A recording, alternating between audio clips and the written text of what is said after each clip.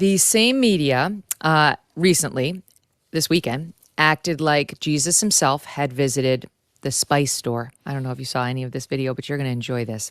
Okay, so Kamala Harris in Pittsburgh goes to this spice store. It's Penzies.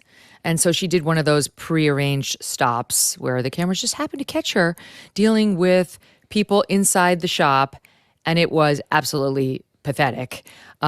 Someone was crying, and they tried to make Kamala look like Kamala, you know, the comforter in chief. Just watch some of this. Watch this. Yeah, what is that about? I think you understand.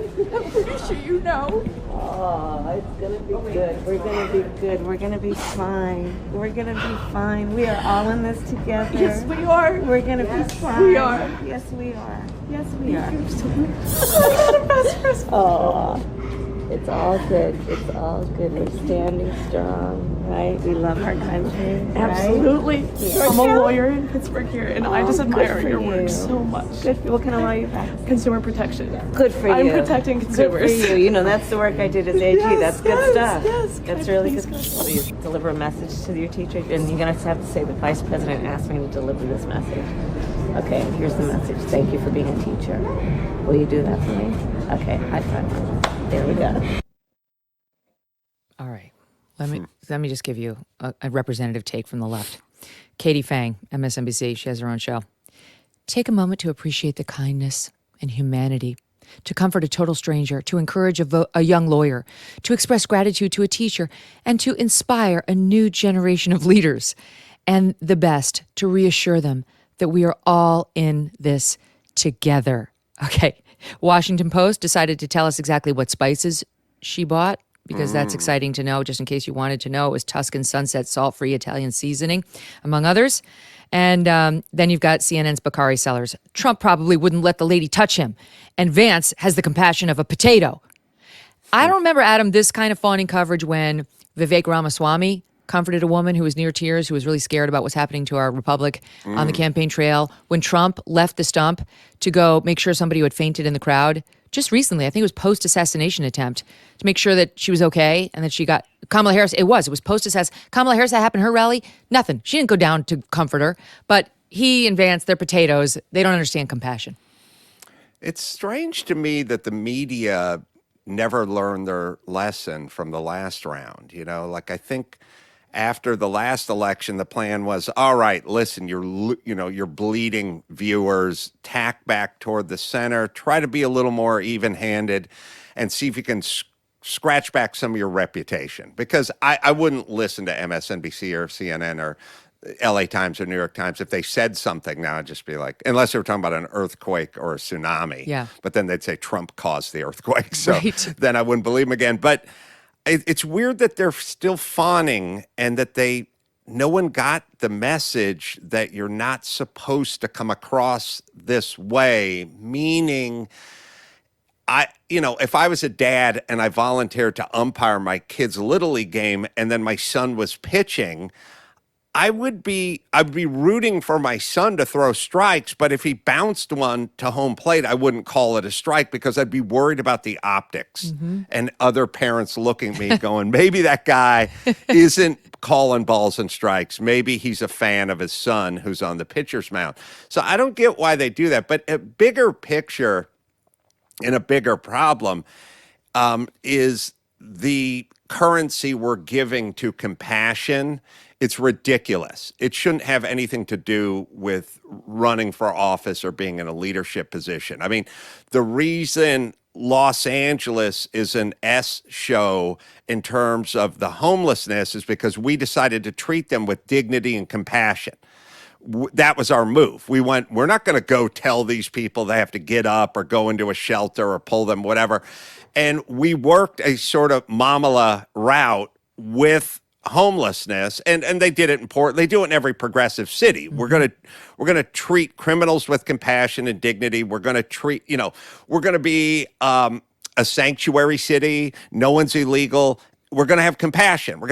And then it immediately turns into an S show because we have no infrastructure to support that. Well, and honestly, tell Laken Riley's family about how compassionate it is to let these illegals in. Keep going. Yeah. So the idea that we're putting this premium on who seems to be nicer is ridiculous, because all we want is some Middle East, we want some Middle East peace. We want with a stout border. We want to lower interest rates. It's all nuts and bolts. It's not hugs and teddy bears. Right. And also, I don't trust these people at all. Okay. Remember Ellen started her show? Yeah, the dancing. Yeah, turned out she didn't do so much dancing as soon as she got... She was a bully. Okay, she danced. Remember the Bill Cosby show? Oh, He was a big dancer, too. it's true.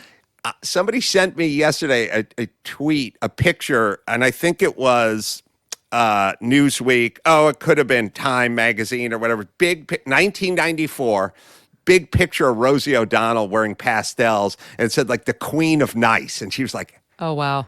yeah. So all the laughing, I mean, think about it. Kamala Harris, like, picture Rosie in her first iteration, daytime TV, mid-90s. Oh, cutie patootie chub club. Yeah. Oh, I love Tom Cruise. A League of Their Own version. Right. Then picture Ellen, picture Bill Cosby. Now think Kamala Harris. That is so true. Yeah. Like, picture that. What is she? Well, I don't know what the stats are. Out of 93 staff members, 89 of them quit or moved on or whatever. Is that Mrs. Loves to... So how could you be that compassionate, that warm, that friendly, that gregarious, and have 93% of your staff move on? That is so true. At least with Trump, you know what you're getting. No one's surprised to learn Trump may be short with people behind the scenes who don't do what he wants. Yes. But she's just dropped an ad trying to bring up, none of his people endorse him. But with her, it's, she's Mamala. Look how fun she is. She's so warm. She's brat. I don't see the renewed reporting on how all of her staff is left in tears because she wouldn't do the work and then she blamed all of them. Yes. I'm just saying, beware of the dancers. Beware of the big laughers on camera. Yes. By the way, this is making the rounds.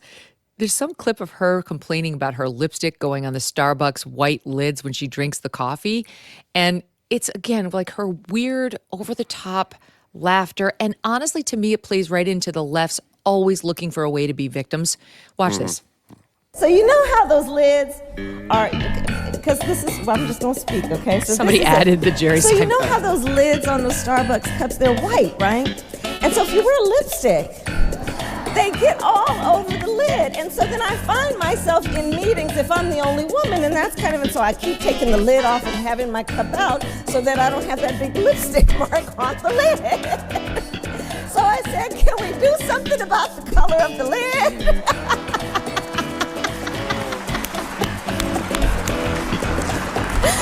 So that was that conversation. Oh my God. That was originally back at Spelman College in 2018. And they obviously made a spoof out of it.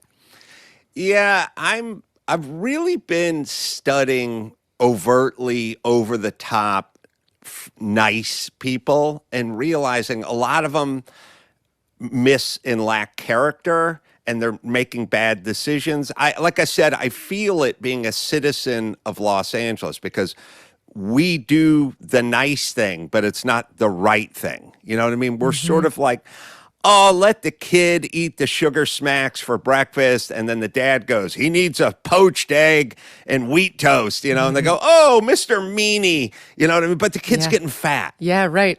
That's what I'm saying. That's right. We need to tact back toward a little more of a, drill sergeant, football coach, like a little, Yeah. we're gonna sweat on the mat.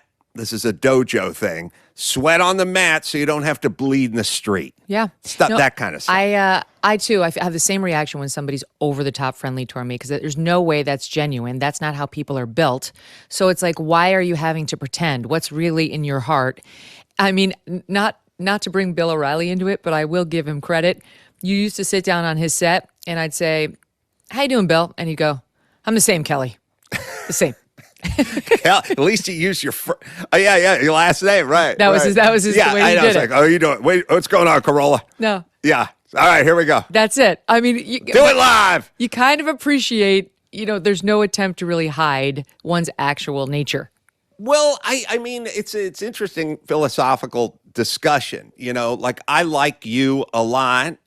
I assume you like me, but I don't feel the necessity to be bubbly and win you over. Yeah. I'd rather win you over with my ideas and deeds too. Like you don't hear stuff I've been up to where you go, "Oh man, that's kind of a turnoff." Yeah. You know what I mean? Just like dignity, sort of quiet dignity, but character, just living a life that's character driven, and not trying to, look, here's the era we're living in. Subaru makes cars with love. Their cars are made with love now. And every Subaru commercials, the mixed lesbian couple who rescued the otter, and they're going up into the mountains, and there's no talk about powertrain warranty. There's no talk about gas mileage. There's no sticker price car. There's no torque, horsepower, rust proofing. There's no talk about anything. It's made with love. Yeah. Okay, I looked into this. Subaru is a big company. Subaru makes helicopters for the Japanese military and drones as well. So they make stuff for Not so killing loving. people. Not so loving. Not with love. That's a different division. So this Killing division. It's every commercial you now see that's all just hugs and good vibes. These are multinational corporations who are firing people, outsourcing to China, doing whatever they can do to save a nickel, polluting the oceans and the waterways. Do they care? They're made with love. Mm-hmm. It's an automobile that's made of bonderized steel and galvanized aluminum. Made with love? Why do I need them to love me? I don't need them to love me. No, it's for dumb people to believe that, that's not who they're not just some huge Japanese corporation that uses raw materials and stamps. But and I honestly, it's shapes. like, that's fine. She can be so super bubbly and loving, but you actually look at her policies. And again, ask Lake and Riley whether this is a loving administration. You didn't vote for this economic downturn and the high inflation, but you could pay for it at the pump, the grocery store, and with growing stacks of unpaid bills. Financial stress can be crushing, and one solution could be donewithdebt.com. Done with Debt created new, aggressive strategies designed to get you out of debt permanently without bankruptcy or loans. Done with Debt can stand between you and your bill collectors, and they'll negotiate with your creditors to write off balances, cut interests, and stop penalties. And the best news is Done with Debt is accepting new clients right now. But you do need to hurry because some of their debt relief strategies are time sensitive and you don't want to miss out. Let Done with Debt hit the debt reset button for you and make your money yours again. Visit donewithdebt.com or call 1-888-322-1054 right now. Chat with one of their debt relief strategists for free. That's donewithdebt.com, donewithdebt.com. Thanks so much for watching. If you like what you just saw, hit the subscribe button for more clips and full episodes.